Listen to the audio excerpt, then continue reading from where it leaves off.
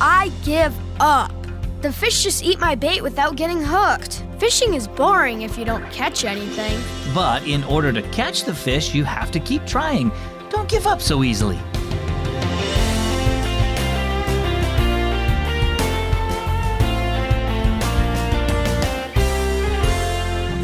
Hi, and welcome to Keys for Kids. I'm so glad that you're listening today. My name is Zach. Do you like to fish? Not for fish that swim in the water, but for people. If you tell your friends and family about Jesus, then you do. Now, it can be difficult sometimes, though, especially when your friends don't seem to care too much about what you're saying. 1 Corinthians 15:58 is a great encouragement. It says, "Always give yourselves fully to the work of the Lord, because you know that your labor in the Lord is not in vain." Now for our story today. It's entitled, No Giving Up. "Oh no, a fish got my bait again," Ryder exclaimed as he pulled his fishing line out of the water. "That's it, I give up." Ryder laid his pole on the ground. "Okay if I go check the frog pond?" he asked. Dad nodded, so Ryder wandered off through the well-known woods on Grandpa's farm, leaving his father to fish alone.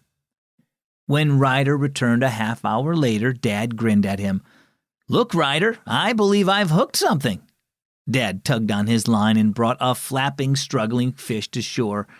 Ryder was surprised to see that there were also several other fish in his pail. "How'd you do it, Dad?" asked Ryder. "Just by keeping at it," Dad said. "You'll never catch a fish with your fishing pole on the ground." Ryder picked up his pole and baited his hook again. As they continued fishing, he said, "Maybe Callum and Max are like these fish you caught." Dad raised his brows. "I don't think your friends would be very flattered to hear you compare them to fish," he said. "What do you mean?" "Well, more than once I've tried to tell them about Jesus. I guess I was fishing for people like Jesus said we're supposed to do. But they never want to talk about God or come to church or anything." Ryder paused. "They don't seem interested at all, so last week I decided I just quit. It didn't seem like it was worth it to keep trying to help them know more about Jesus." "And now you're wondering about that decision?" asked Dad. Ryder nodded. "Maybe it's like our fishing today. Maybe I just need to keep at it a little longer." "That's good thinking," said Dad. "Jesus promises to help us share the good news that he died and rose again to save us with others, but it isn't something that can always be done quickly or easily. But don't give up. Keep praying for your friends and letting them see what Jesus has done in your life, and trust him to give you more opportunities to talk to them about him." "Okay, I will." Suddenly, Ryder felt a tug on his line. "Dad," he exclaimed, "I think I got one."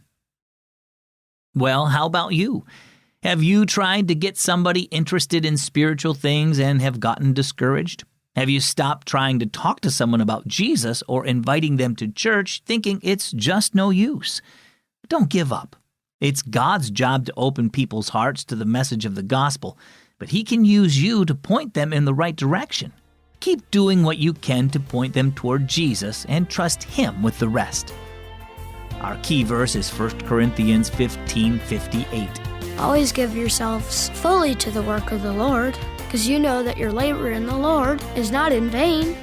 And our key thought for today, keep on sharing Jesus. Hey, do you love to listen to the Keys for Kids stories every day? How have they helped you grow closer to God? I'd love to hear how Keys for Kids has impacted your walk with him.